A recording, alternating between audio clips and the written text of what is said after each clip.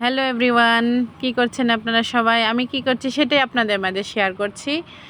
তো আজকে হচ্ছে বাজার নিয়ে আসছিল আপনাদের ভাইয়া, মানে আমার হাজব্যান্ড বাজার নিয়ে আসছিল রাত্রে। তো এই বাজারগুলো হচ্ছে আমি উঠিয়ে গুছিয়ে দিলাম। আর হচ্ছে অনেক ফ্রেশ এবং তরতাজা লিচু এনেছে কিনে, ফ্রেশ একদম। পাতাগুলো দেখেই বোঝা যাচ্ছে কতটা মানে একদম সতেজ। তো লিচুগুলো হচ্ছে অনেক এক্সপেন্সিভ নিয়েছে, বললো যে 500 টাকা শো, এই জন্য 50টা এনেছে।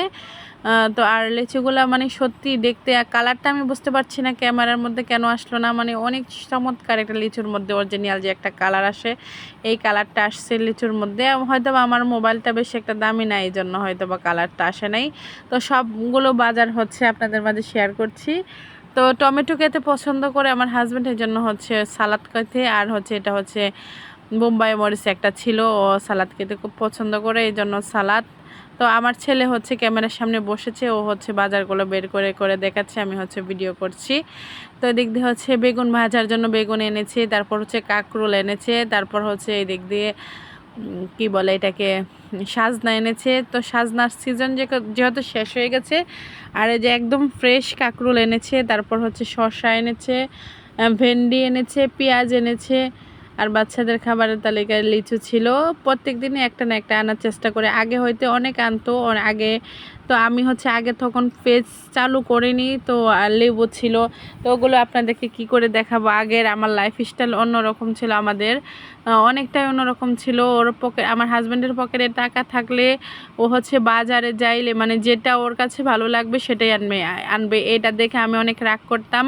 তো এখন হচ্ছে হাতের অবস্থা তেমন একটা ভালো না, এই জন্য হচ্ছে কম কম করে আনে। তারপরেও আলহামদুলিল্লাহ, আমাদেরকে যেভাবে রাখে সেভাবে আলহামদুলিল্লাহ।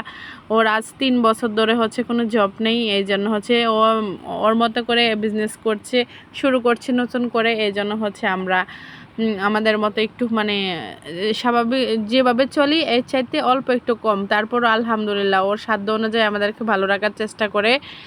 মিথ্যে কথা বলে লাভ নেই, বেস্ট খাবার চেষ্টা করে। তো এদিক দিয়ে হচ্ছে আমি একটা বানিয়ে নিয়েছিলাম,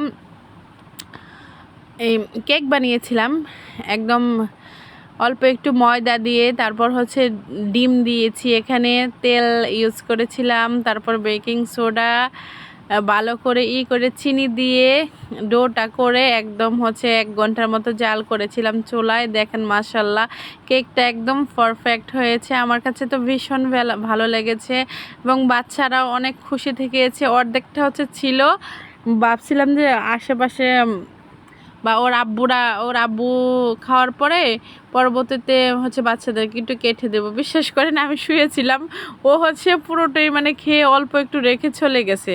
তো এদিক দিয়ে সালাডটা করে নিলাম। আর এটা হচ্ছে সিঁদুর লাল আম, এটা যে ওই আমের ভিডিও দিয়েছিলাম আগে আমি আমার বাড়ি থেকে। তো আমার আম্মু হচ্ছে 8-10টা আম পাঠিয়েছিল, ওগুলো হচ্ছে ভিডিও করতে আর খেয়াল নেই, তাই এটা আপনাদের মাঝে শেয়ার করে দিলাম। আর ওদিক দিয়ে হচ্ছে আমার আম্মু এই ড্রেসটা দিয়েছিল, এটার মধ্যে হচ্ছে লেস লাগিয়ে নিচ্ছি, হাতার মধ্যে অনেক ভালো লাগছে, যা একটু ক্যামেরায় বন্দি করে নিলাম। কোনো কাজে ছোট নাই। তো সবাই ভালো থাকবেন। আজকের ভিডিওটা কেমন লেগেছে কমেন্টে জানাবেন। আজকের সবাইকে আসসালামু আলাইকুম।